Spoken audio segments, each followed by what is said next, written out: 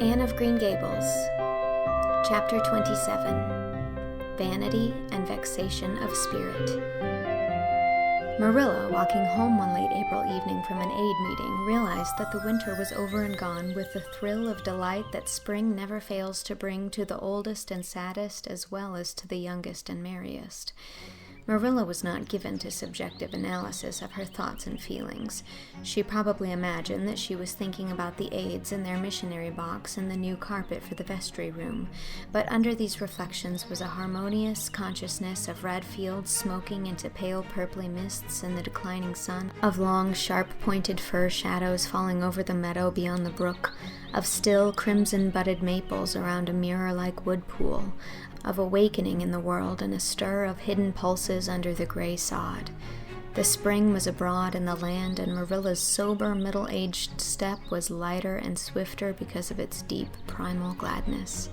Her eyes dwelt affectionately on Green Gables, peering through its network of trees and reflecting the sunlight back from its windows in several little coruscations of glory. Marilla, as she picked her steps along the damp lane, thought that it was really a satisfaction to know that she was going home to a briskly snapping wood fire and a table nicely spread for tea, instead of to the cold comfort of old aid meeting evenings before Anne had come to Green Gables. Consequently, when Marilla entered her kitchen and found the fire black out, with no sign of Anne anywhere, she felt justly disappointed and irritated. She had told Anne to be sure and have tea ready at 5 o'clock, but now she must hurry to take off her second-best dress and prepare the meal herself against Matthew's return from plowing. "I'll settle Miss Anne when she comes home," said Marilla grimly, as she shaved up kindlings with a carving knife and more vim than was strictly necessary. Matthew had come in and was waiting patiently for his tea in his corner. "She's gadding off somewhere with Diana, writing stories or practicing dialogues or some such tomfoolery, and never thinking once about the time or her duties. She's just got to be pulled up short and sudden on this sort of thing. I don't care if Mrs. Allen does say she's the brightest and sweetest child she ever knew. She may be bright and sweet enough, but her head is full of nonsense, and there's never any knowing what shape it'll break out in next. Just as soon as she grows out of one freak, she takes up with another. But there, here I am saying the very thing I was so riled with Rachel Lynde for saying at the aid today. I was real glad when Mrs. Allen spoke up for Anne, for if she hadn't, I know I'd have said something too sharp to Rachel before everybody. Anne's got plenty of faults, goodness knows, and far be it from me to deny it. But I'm bringing her up, and not Rachel Lynde, who'd pick faults in the angel Gabriel himself if he lived in Avonlea. Just the same, Anne has no business to leave the house like this when I told her she was to stay home this afternoon and look after things. I must say, with all her faults, I never found her disobedient or untrustworthy before, and I'm real sorry to find her so now." "Well, now I don't know," said Matthew, who, being patient and wise and above all hungry, had deemed it best to let Marilla talk her wrath out unhindered, having learned by experience that she got through with whatever work was on hand much quicker if not delayed by untimely argument. "Perhaps you're judging her too hasty, Marilla. Don't call her untrustworthy until you're sure she has disobeyed you. Maybe it can all be explained. Anne's a great hand at explaining." "She's not here when I told her to stay," retorted Marilla. "I reckon she'll find it hard to explain that to my satisfaction. Of course I knew you'd take her part, Matthew, but I'm bringing her up, not you." It was dark when supper was ready, and still no sign of Anne, coming hurriedly over the log bridge or up Lover's Lane, breathless and repentant with a sense of neglected duties. Marilla washed and put away the dishes grimly. Then, wanting a candle to light her down cellar, she went up to the east gable for the one that generally stood on Anne's table.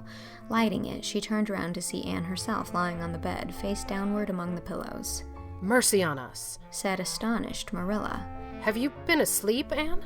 "No," was the muffled reply. "Are you sick, then?" demanded Marilla anxiously, going over to the bed.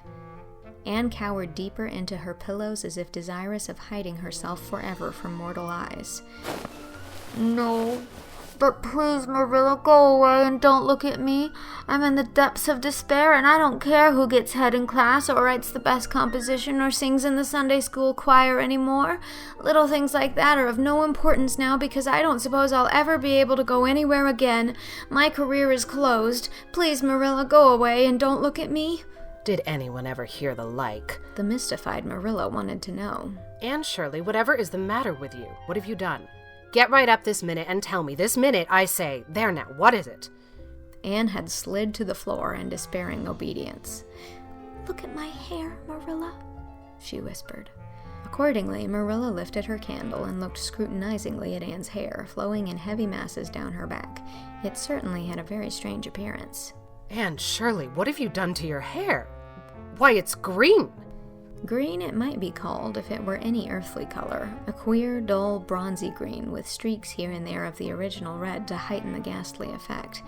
Never in all her life had Marilla seen anything so grotesque as Anne's hair at that moment. "Yes, it's green," moaned Anne. "I thought nothing could be as bad as red hair, but now I know it's 10 times worse to have green hair. Oh, Marilla, you little know how utterly wretched I am." "I little know how you got into this fix, but I mean to find out," said Marilla. "Come right down to the kitchen. It's too cold up here, and tell me just what you've done. I've been expecting something queer for some time. You haven't got into any scrape for over 2 months, and I was sure another one was due. Now then, what did you do to your hair?" "I dyed it." "Dyed it? Dyed your hair? Anne Shirley, didn't you know it was a wicked thing to do?" "Yes, I knew it was a little wicked," admitted Anne, "but I thought it was worthwhile to be a little wicked to get rid of red hair. I counted the cost, Marilla. Besides, I meant to be extra good in other ways to make up for it." "Well," said Marilla sarcastically, "if I'd decided it was worthwhile to dye my hair, I'd have dyed it a decent color, at least. I wouldn't have dyed it green." "But I didn't mean to dye it green, Marilla," protested Anne dejectedly. "If I was wicked, I meant to be wicked to some purpose. He said it would turn my hair a beautiful raven black. He positively assured me that it would. How could I doubt his word, Marilla? I know what it feels like to have your word doubted, and Mrs. Allen says we should never suspect anyone of not telling us the truth unless we have proof that they're not. I have proof now. Green hair is proof enough for anybody. But I hadn't then, and I believed every word he said implicitly." "Who said? Who are you talking about?" "The peddler that was here this afternoon. I bought the dye from him." "Anne Shirley, how often have I told you never to let one of those Italians in the house? I don't believe in encouraging them to come around at all."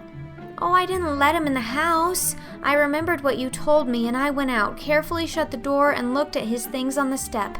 Besides, he wasn't an Italian. He was a German Jew. He had a big box full of very interesting things, and he told me he was working hard to make enough money to bring his wife and children out from Germany. He spoke so feelingly about them that it touched my heart. I wanted to buy something from him to help him in such a worthy object. Then all at once I saw the bottle of hair dye. The peddler said it was warranted to dye any hair a beautiful raven black and wouldn't wash off. In a trice I saw myself with beautiful raven black hair, and the temptation was irresistible. But the price of the bottle was 75 cents, and I only had 50 cents left out of my chicken money. I think the peddler had a very kind heart, for he said that seeing it was me, he'd sell it for 50 cents, and that was just giving it away. So I bought it, and as soon as he had gone, I came up here and applied it with an old hairbrush as the directions said. I used up the whole bottle, and oh, Marilla, when I saw the dreadful color it turned my hair, I repented of being wicked, I can tell you, and I've been repenting ever since." "Well, I hope you'll repent to good purpose," said Marilla severely, "and that you've got your eyes open to where your vanity has led you, Anne. Goodness knows what's to be done. I suppose the first thing is to give your hair a good washing and see if that will do any good." Accordingly, Anne washed her hair, scrubbing it vigorously with soap and water, but for all the difference it made, she might as well have been scouring its original red. The peddler had certainly spoken the truth when he declared that the dye wouldn't wash off, however his veracity might be impeached in other respects. "Oh, Marilla, what shall I do?" questioned Anne in tears. "I can never live this down. People have pretty well forgotten my other mistakes, the liniment cake and setting Diana drunk and flying into a temper with Mrs. Lynde, but they'll never forget this. They will think I am not respectable. Oh, Marilla, what a tangled web we weave when first we practice to deceive. That is poetry, but it is true. And oh, how Josie Pye will laugh. Marilla, I cannot face Josie Pye.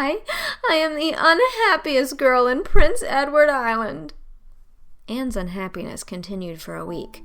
During that time, she went nowhere and shampooed her hair every day. Diana alone of outsiders knew the fatal secret, but she promised solemnly never to tell, and it may be stated here and now that she kept her word. At the end of the week, Marilla said decidedly, "It's no use, Anne. That is fast dye if ever there was any. Your hair must be cut off, there's no other way. You can't go out with it looking like that." Anne's lips quivered, but she realized the bitter truth of Marilla's remarks. With a dismal sigh, she went for the scissors. "Please cut it off at once, Marilla, and have it over. Oh, I feel that my heart is broken. This is such an unromantic affliction. The girls in books lose their hair in fevers or sell it to get money for some good deed, and I'm sure I wouldn't mind losing my hair in some such fashion half so much. But there is nothing comforting in having your hair cut off because you've dyed it a dreadful color, is there? I'm going to weep all the time you're cutting it off if it won't interfere. It seems such a tragic thing." Anne wept then, but later on, when she went upstairs and looked in the glass, she was calm with despair. Marilla had done her work thoroughly, and it had been necessary to shingle the hair as closely as possible. The result was not becoming, to state the case as mildly as may be. Anne promptly turned her glass to the wall. "I'll never, never look at myself again until my hair grows," she exclaimed passionately. Then she suddenly righted the glass. "Yes, I will too. I'll do penance for being wicked that way. I'll look at myself every time I come to my room and see how ugly I am. And I won't try to imagine it away, either. I've never thought I was vain about my hair, of all things, but now I know I was, in spite of its being red because it was so long and thick and curly. I expect something will happen to my nose next." Anne's clipped head made a sensation in school the following Monday, but to her relief, nobody guessed the real reason for it, not even Josie Pye, who, however, did not fail to inform Anne that she looked like a perfect scarecrow. "I didn't say anything when Josie said that to me," Anne confided that evening to Marilla, who was lying on the sofa after one of her headaches, "because I thought it was part of my punishment and I ought to bear it patiently. It's hard to be told you look like a scarecrow, and I wanted to say something back, but I didn't. I just swept her one scornful look and then I forgave her. It makes you feel very virtuous when you forgive people, doesn't it? I mean to devote all my energies to being good after this, and I shall never try to be beautiful again. Of course it's better to be good. I know it is, but it's sometimes so hard to believe a thing, even when you know it. I do really want to be good, Marilla, like you and Mrs. Allen and Miss Stacy, and grow up to be a credit to you. Diana says when my hair begins to grow to tie a black velvet ribbon around my head with a bow at one side. She says she thinks it will be very becoming. I will call it a snood. That sounds so romantic. But am I talking too much, Marilla? Does it hurt your head?" My head is better now. It was terrible bad this afternoon, though. These headaches of mine are getting worse and worse. I'll have to see a doctor about them. As for your chatter, I don't know that I mind it. I've got so used to it." Which was Marilla's way of saying that she liked to hear it.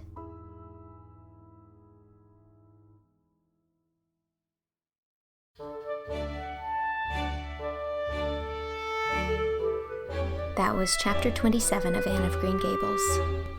Matthew Cuthbert was read by Dylan Saunders. Marilla Cuthbert was read by Whitney Avalon. And Anne Shirley was read by me, Mary Kate Wiles. It is also recorded and edited by me and executive produced by Shao Chih Kuo. This chapter was made possible by my patron Clark Wilburn. Thank you, Clark. This project is funded entirely through my Patreon, where, if you join at any level, you can receive the rest of the chapters of this book and the beginning chapters of Anne of Avonlea. And patrons at the $50 level are receiving chapters of the third book in the series, Anne of the Island, as well as a shout-out in an episode. If you'd like to join my Patreon community, head on over to patreon.com/mkwiles. Chapter 28 will be coming next week.